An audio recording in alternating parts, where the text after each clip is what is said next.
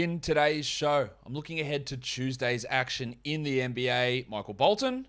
Thanks, Josh. It's Michael Bolton here, and it's time for another episode of the Locked On Fantasy Basketball Podcast. Let's get to it. Let's get to it, indeed. You are Locked On Fantasy Basketball, your daily fantasy basketball podcast, part of the Locked On Podcast Network.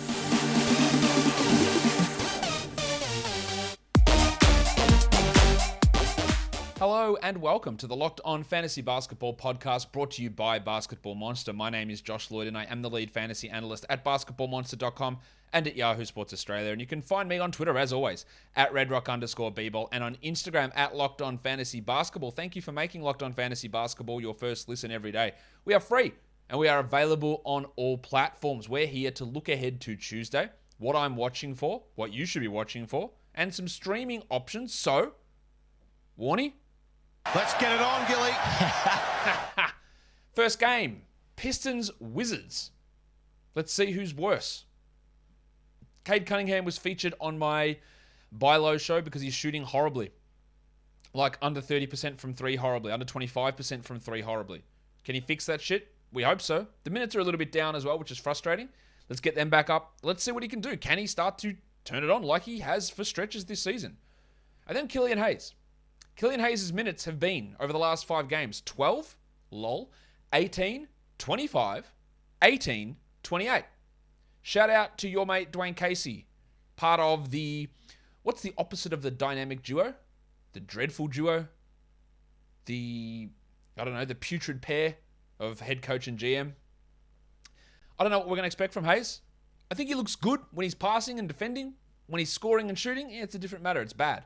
But I tell you what I know he's got more of a chance of being a future player than what Corey Joseph does. So let's hope that Dwayne Casey realizes this, but we've been doing this for 10 years with Dwayne Casey. I know he's not going to realize what's best for his team. And that's where we are. So let's see what happens. For the Wizards, you're going to be shocked, absolutely flabbergasted. Hold on to whatever's around you and sit down because Kristaps Porzingis is doubtful to play. It hit me hard when I woke up and saw it.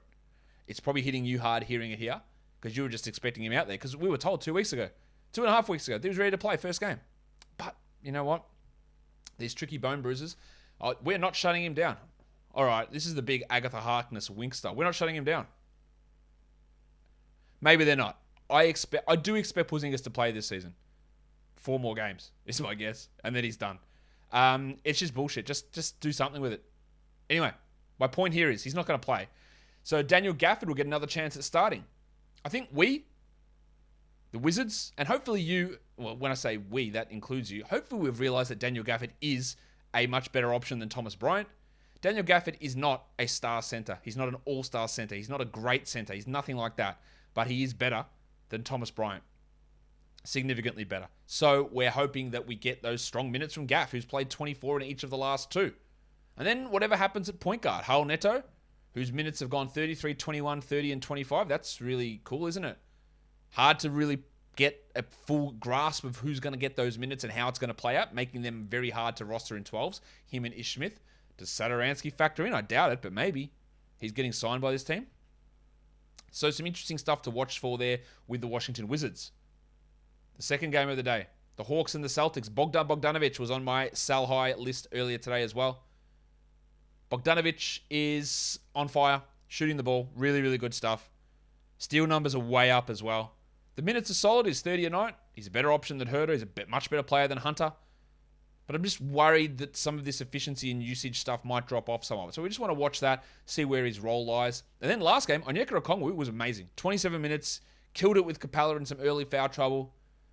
I think he's going to be legitimately, I think he's their starting center next season and a legitimate top 50 player. Probably wouldn't draft him there because of the risk. Actually, I might. Depends on what happens when projections happen. I think he's going to be a monster. And we're seeing that now. Is there any chance of a minute split? Probably not. But if Capella shows 1 inch of struggle, I reckon Nate's going to pull it. I reckon Nate's going to just make the switch in-game, and then we see Okongwu. Next game, it'll revert back to Capella, but there's some interesting stuff going on there. For the Celtics, Al Horford didn't play last game. I know that's got people absolutely shitting themselves. Oh my God, is he going to sit every back-to-back? Yeah, maybe he does, but he also played 37 minutes in the first night of that back-to-back. So that's part of it. And there's one back-to-back in the next 4 weeks for the Celtics. So I wouldn't be too panicky about that. But he'd been playing really, really well before he sat out that game. What do his minutes look like in comparison to Rob Williams and Grant Williams is something to watch. And then we need to watch Maximum Derek White. Maximum Derek. Who played 28, 29, and 28 minutes the first 3 games in Boston off the bench. Played 36 as a starter, replacing Marcus Smart. Then after the break, 20, 20, and 22. I don't really understand that. If it stays at 20, then yes, he is a drop. Let's see. So we've had 3 games of great minutes off the bench, 3 games of bad minutes off the bench. Which way does the pendulum swing? If it's back to 21 again, see you later. We're not sitting through that bullshit. Next game. Nets Raptors. This is a weird one because these guys are actually playing today. And they're playing again tomorrow. Just different locations. For the Nets, I don't believe that Kyrie Irving is available to play. I know it's on the road, but it's in Canada. And yes, Scotiabank Arena has removed their vaccine mandate, but the country of Canada has not. So to get into the country, I believe that you need a vaccination. And Kyrie Irving does not have one. So I don't think he's going to be available to play. Now, that could be completely wrong, and that could change. Or that could have changed, and I haven't seen it in the last week or so. But I don't believe you can enter Canada without a vaccination, so Kyrie shouldn't be playing, is my guess. So, Patty Mills has been really bad over a fairly big stretch of time. This is a chance for him to get some more minutes back, and we'll see what he is able to do. And Seth Curry is going to have that opportunity again. No Ben Simmons, which it looks like it's going to be for a while, to be honest. Kevin Durant, I would highly doubt Kevin Durant's flying to Toronto for this game for his return. I think more likely Thursday's the time for Durant to play, but he might be back. We don't know. So Curry is going to have a pretty significant role here in this game. So are guys like Drummond and James Johnson and those sort of players. Well, for the Raptors, this is their second game of their 5-game week. We don't know at the time of me recording this whether Kem Birch will continue to start for OG Anunoby. I think he won't. I think it'll be Precious Achiuwa, the big sneeze. So we'll see what happens. I think that you'll see in Monday's game that Achiuwa will start. So he'll probably start again Tuesday. He's at least a streamer because of the 5 games. I don't love him from a fantasy perspective. I don't think he's even a top 250 player this year. But there is a chance for some decent enough value here, I think, for him. While Fred VanVleet, he's questionable for Monday. The knee's flaring up. It's a back-to-back. It's a 5-game week. He's sitting in one of these games. Whether it's one of these 2 games here or one of the other back-to-backs later in the week, he might only play 3 this week. So we want to see if he does play. And if he doesn't play, what lineup do they go with? Do they throw Malachi Flynn into the starters? Because they're already losing OG Anunoby. Do they go really big and have Barnes, Anunoby, Siakam, and then throw Boucher and Achiuwa out there? Does Thad Young start? I don't know, man. That'd be very interesting to see what they end up doing if VanVleet doesn't play. Very, very interesting. A lot of possibilities there. There's also possibilities at BetOnline because it is the number 1 spot for all of your sports betting action. Football's over, but basketball's in full swing. Pro basketball, college basketball, whatever basketball you're looking for, BetOnline has got you covered. The number 1 spot for all of your sports betting needs. It is the best spot for all of your sports scores, podcasts, and news this season. And it's not just basketball. BetOnline.net has all of your hockey, boxing, and UFC odds as well. So head to the website today or use your mobile device to learn more about the trends and action. BetOnline is where the game starts. Let's look at the next one. Warriors, Timberwolves. No Draymond Green, of course. So who's it going to be? Gary Payton, John Kuminga, Otto Porter. It's been Payton the last 2. He's a great steals streamer. Kuminga usually can provide okay defense and solid scoring with the big hit in percentages. And both of them can be streamable for 12-team leagues. We want to see how those minutes get distributed. Kuminga struggled a little bit last game while Payton's minutes were up. Jordan Poole really struggled in that one. We also got Moses Moody starting because Klay Thompson was out. When you look at Moses Moody.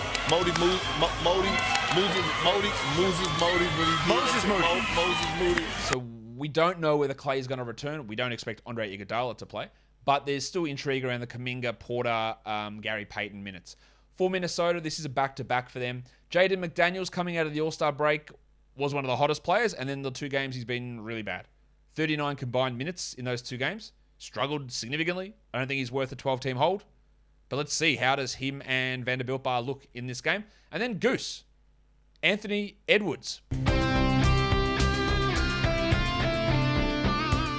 We know that he was the feature player on my buy low, sell high show because of how badly he's been playing.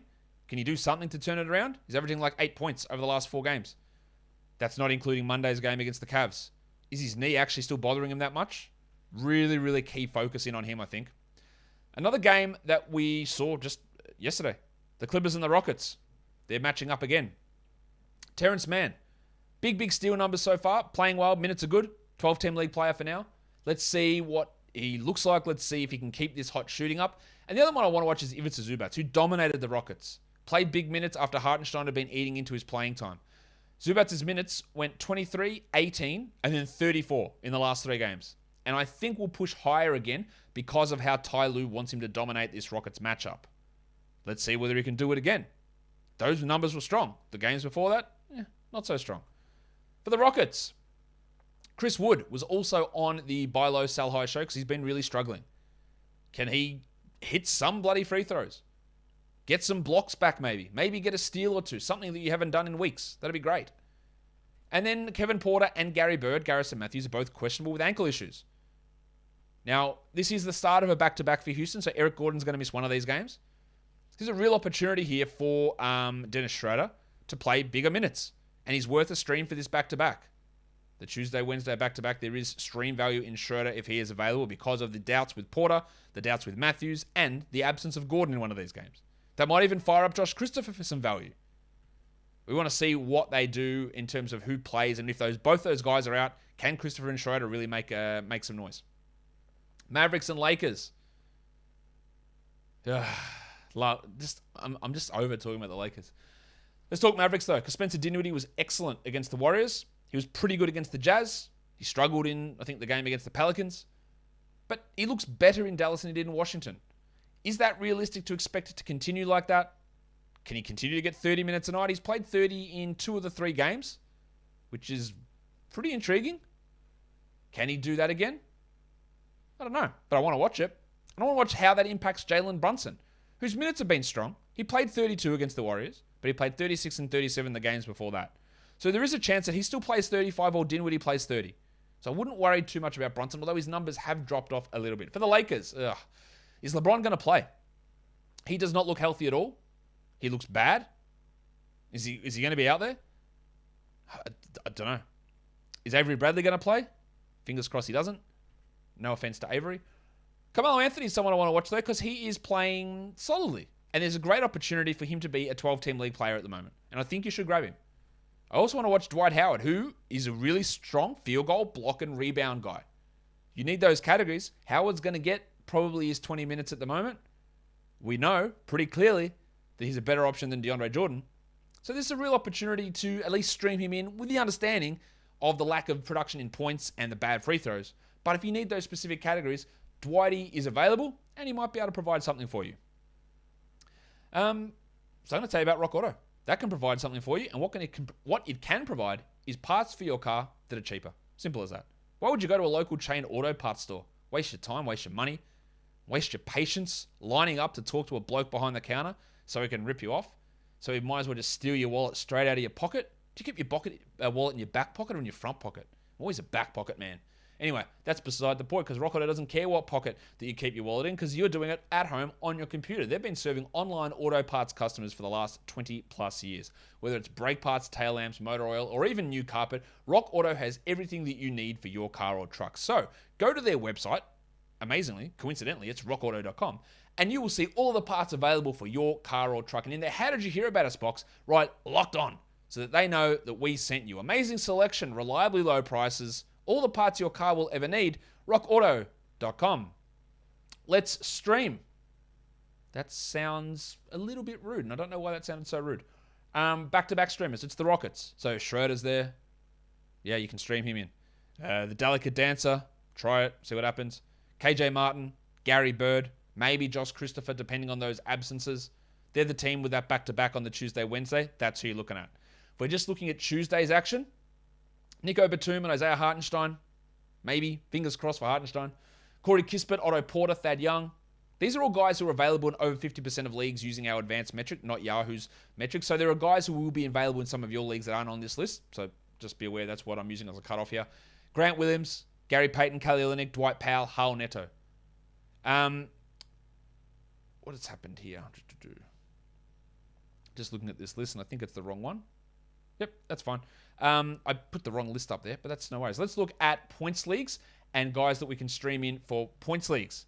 We're looking at Patrick Beverley, Denny Avdia, Kentavious Caldwell-Pope, Dwight Howard, Thad Young, James Johnson, Isaiah Hartenstein, Dorian Finney-Smith, Kelly Olynyk, and Reggie Bullock. Guys, that will do it for today's show. Don't forget to follow this podcast on Apple Podcasts, Google Podcasts, Stitcher, Spotify, and on the Odyssey app. If you're here on YouTube, thumb it up. Leave your comments down below, guys. We're done here. Thank you so much for listening, everyone. See ya.